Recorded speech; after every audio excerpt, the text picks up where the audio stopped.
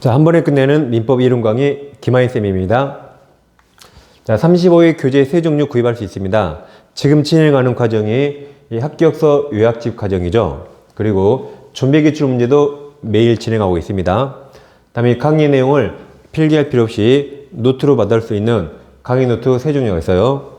이 세 권을 동시 구입하시거나 두 권을 동시 구입하시면 할인 혜택 드리고 있습니다. 아무튼 민법은 이 교재 하나로 충분히 이론 끝나고 기출문제를 계속 반복하시면 충분히 80점 맞을 수 있습니다. 자, 아래 계좌번호로 입금하시고 핸드폰 문자로 아래 네 가지를 정확히 적어주세요. 특히 과목 이름도 민법, 중개사법 꼭 적어주세요. 교재 이름까지 정확히 적어주시면 감사하겠습니다.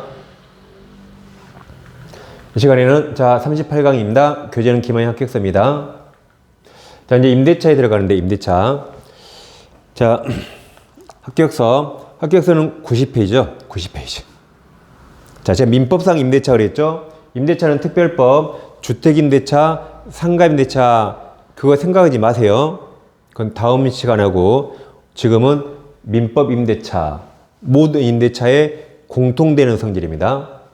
먼저 618조가 있습니다. 618조.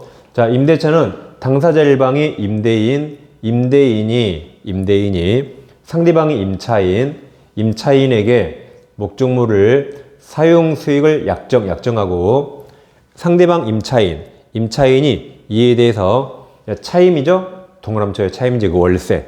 차임이 월세 같은 거. 그러니까 반드시 유상이에요. 공짜로 빌려준 건 사용대차고 임대차는 반드시 유상입니다. 차임 지급을 약정함으로써 효력이 생긴다. 이게 의의가 되죠. 의. 다음 대항력이라는 게 있는데 원래 채권은 대항력 없죠. 근데 예외적 대항력 취득할 수가 있습니다. 임대차도 채권이라 원래 대항력 없어요. 근데 예외적 생길 수 있는 거죠. 자, 그럼 먼저 621조에서 임대차를 등기하면 대항력 생기는 거죠. 자, 이건 근데 임의규정입니다. 계약법은 대부분 임의규정이에요. 매매까지 다 임의규정. 임대차에도 임의규정이 많아요. 강행규정도 몇 개 있고 대부분 다 임의규정. 강행규정이 몇 개 있는 겁니다. 그럼 621조 1항 부동산 임차인은 당사자 간에 반대약정 없으면 그러니까 반대약정 가능하죠. 그러니까 임의규정. 그럼 임대인에 대해서 그 임대차 등기 절차에 협력할 것을 청구할 수 있습니다. 그래서 이 항 임대차를 등기했네요. 그럼 그때부터 가로쳐 보세요. 자, 가로 제3자에 대하여 효력이 생긴다. 가로치시고 그걸 세 글자로 대항력. 그러니까 대항력이란 당사자가 아니라 당사자가 아닌 제3자에게 주장하는 게 대항력입니다. 그래서 등기하면 그때부터 제3자에게 대항력이 생깁니다. 다음에 시험은 622가 훨씬 많이 나와요. 자, 622조 1항 건물 소유를 목적으로 한 토지의 동그라미 토지 임대차는 이 등기라는 게 여기죠. 621조. 이 등기하면 대항력이 생기잖아요. 근데 등기하지 아니한 경우에도 임차인이 그 지상 건물 등기죠. 동그라미 건물 등기한 때 다시 가로치세요. 자, 가로 제3자에 대하여 임대처력이 생긴다. 이게 대항력.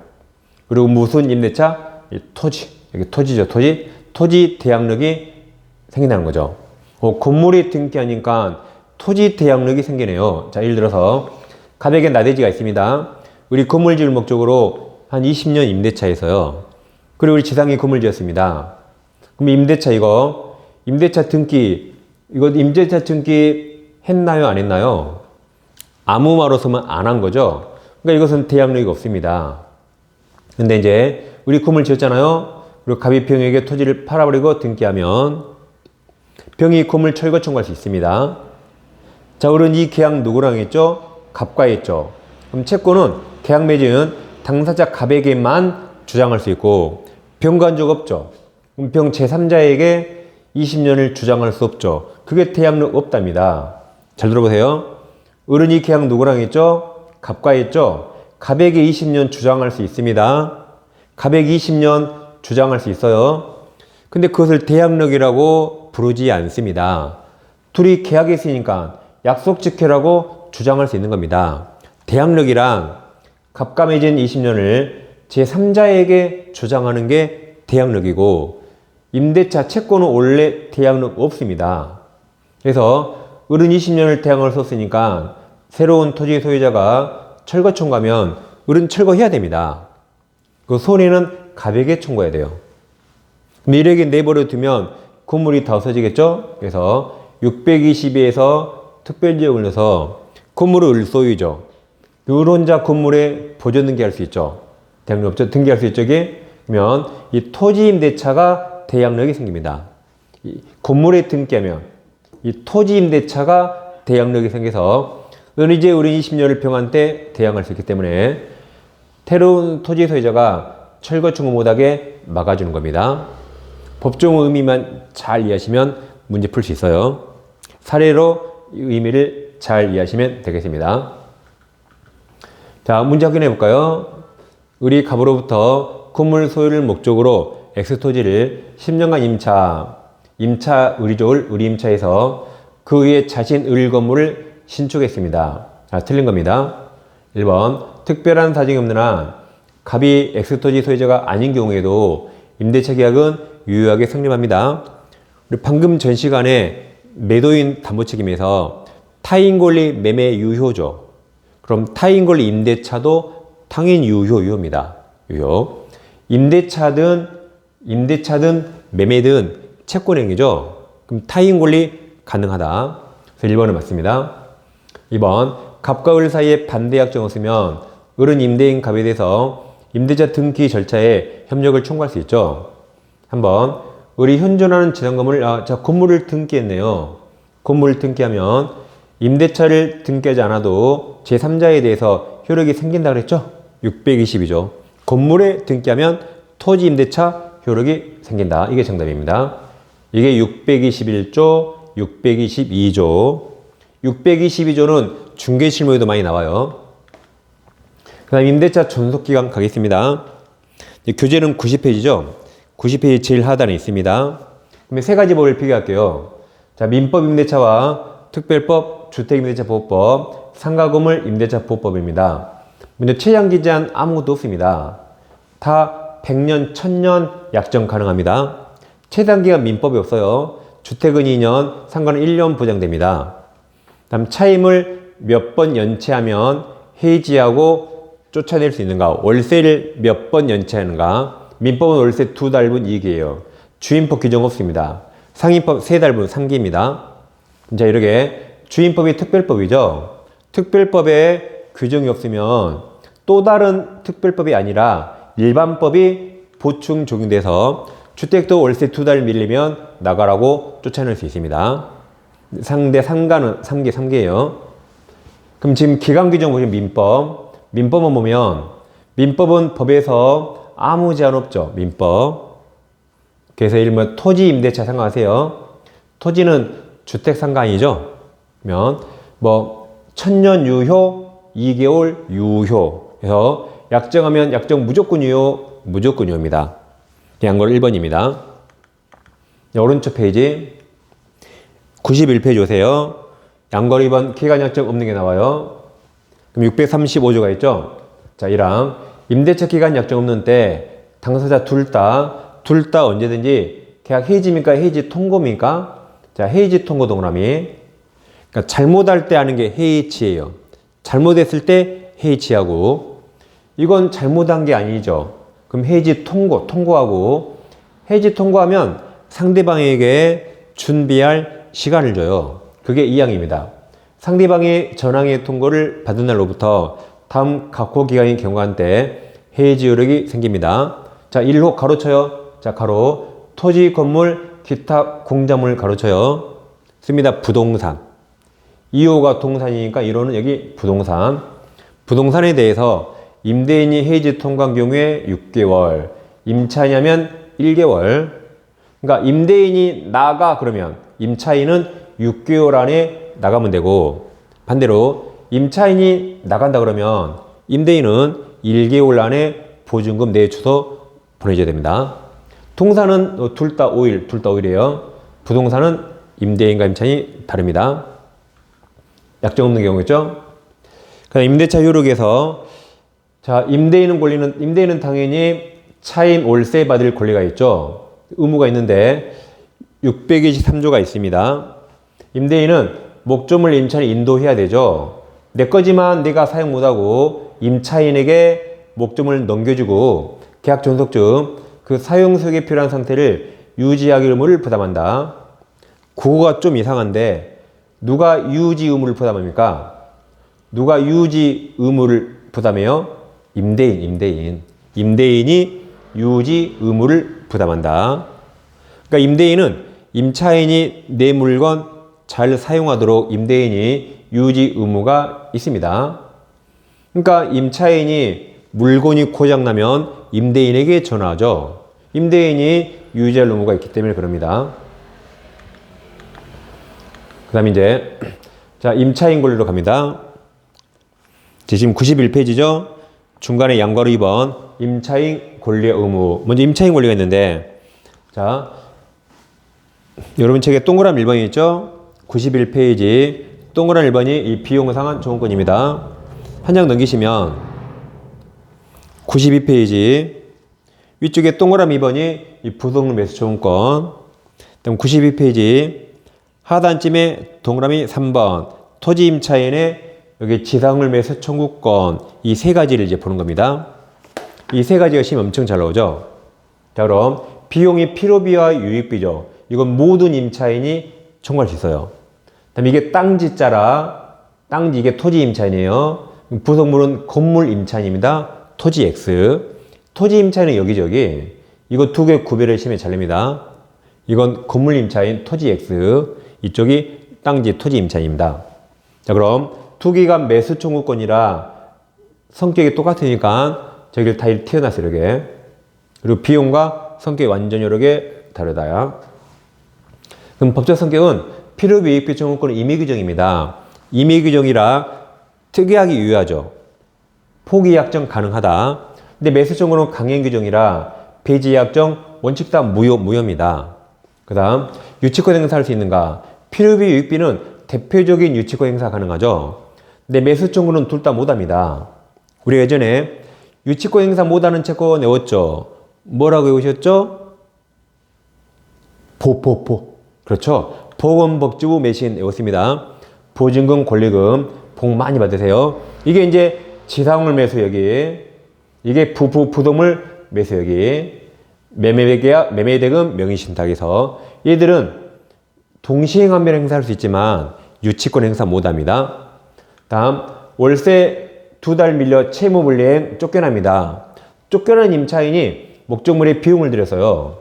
그럼 채무불이행 임차인 비용 청구할 수 있을까요? 있습니다. 도둑놈도 비용 청구 애웠죠. 월세 2달 밀린 사람보다 도둑이 훨씬 나쁜 놈이죠. 할 수 있어요, 이게. 매수 청구를 못합니다. 채무불이행 매수 청구를 못해요. 다음에 일시사용이 명백한 임차인 딱 이틀 빌린 주제에 비용을 들여서요. 청구할 수 있나요? 생각하지 마세요. 도둑놈도 할 수 있다. 매수 청구를 못합니다. 행사기간은 임대인이 목적물을 받았죠. 여기 6개월 내야 돼, 비용은. 여긴 특별한 규정 없습니다. 여러 개. 두 개는 완전히 다르고 애들이 시험에 가장 많이 나오는 가장 기본입니다. 그래서 강의노트 참고하시고 꼭 이건 비교해서 외우셔야 됩니다.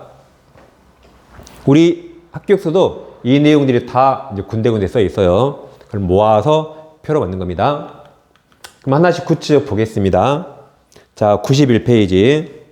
합격서 91페이지. 하단에 동그라미 1번. 비용상환이 있고 임의규정이죠? 임의규정. 포기 가능하다. 그럼 626조가 있습니다. 자, 1항. 임차인이 임차물 보존에 관한 필요비 동그라미 쳐요. 필요비 치료할 때 임대인에 대해서 상환 돌려달라고 청구할 수 있다. 필요비는 지출한 즉시 전화해서 달라고 할 수 있습니다. 이항 임차인이 유익비 동그라미 쳐요. 유익비가 뭐죠?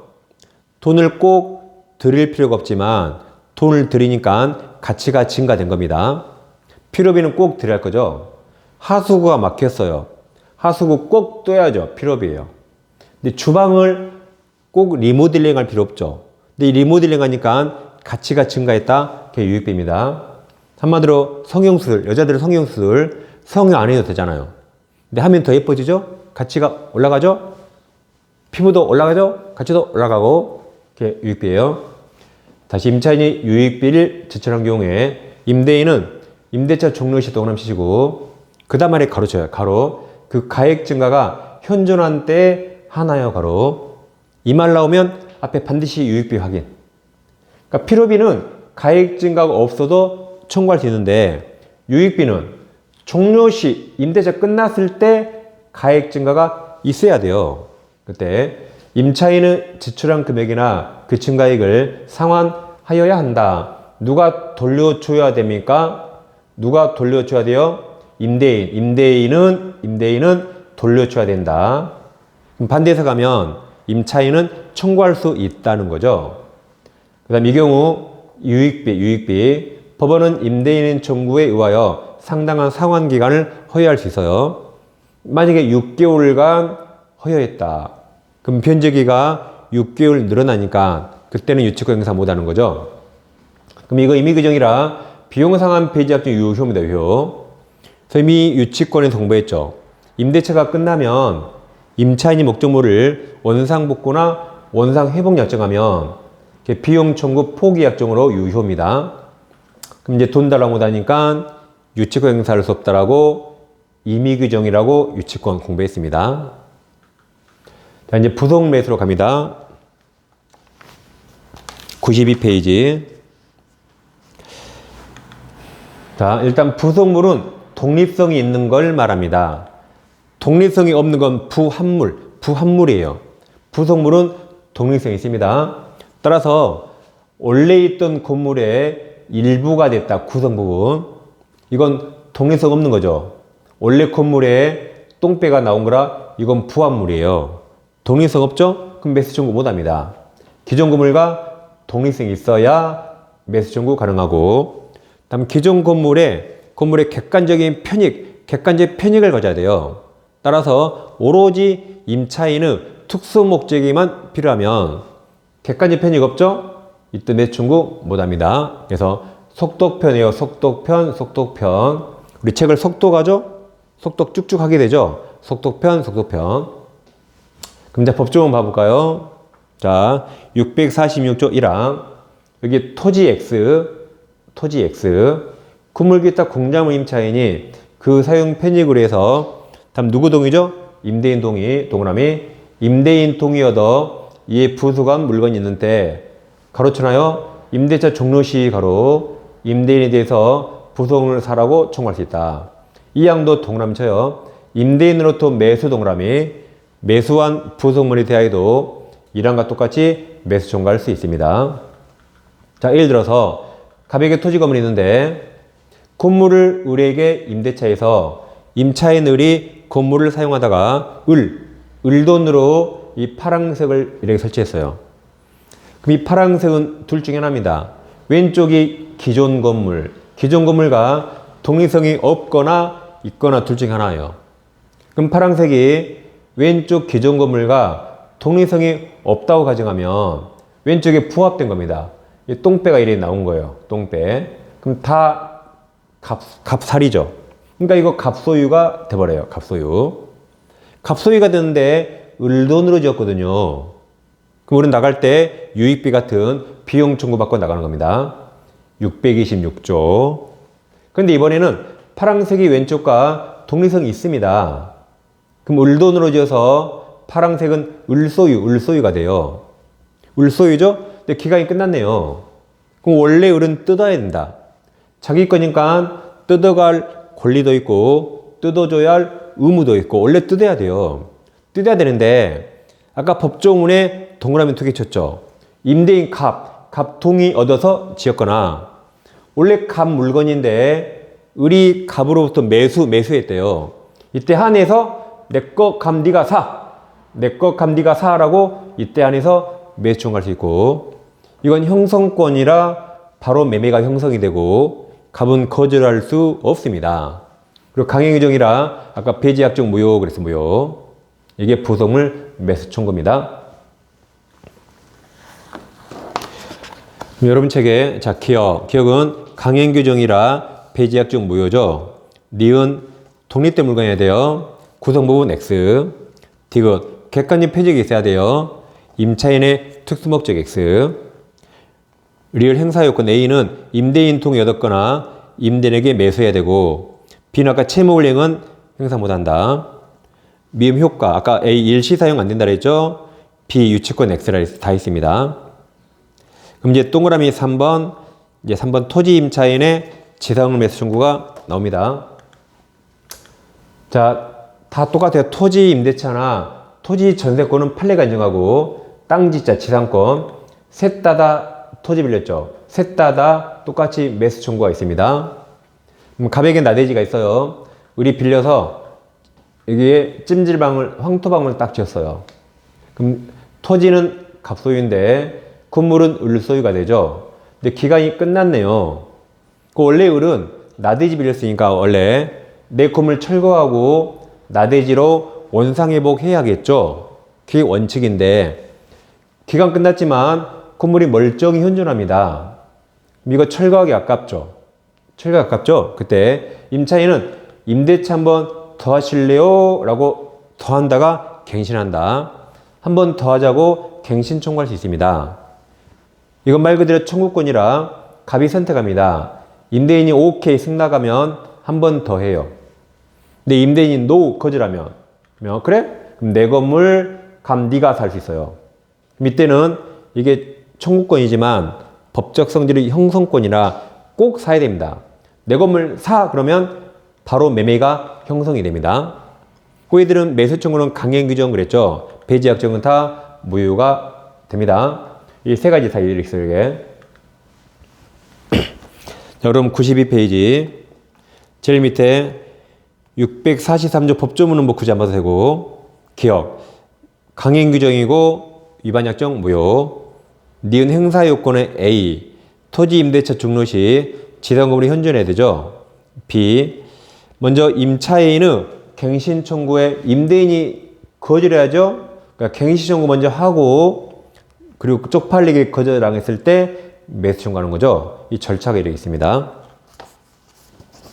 오른쪽 페이지 오세요.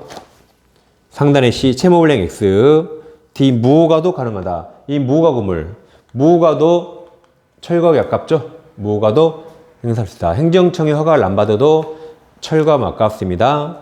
공법하고 별개예요. 매수 청구할 수 있다. 그 다음에 이제 임차인은 월세 차임을 줘야 되죠. 640조에서 건물 기타 공작물 임대차는 임차인의 차임 면적이 2기 월세 2달분에 달한 때에 해지할 수 있다. 641 종전이란 차임 면적 해지란 말이죠.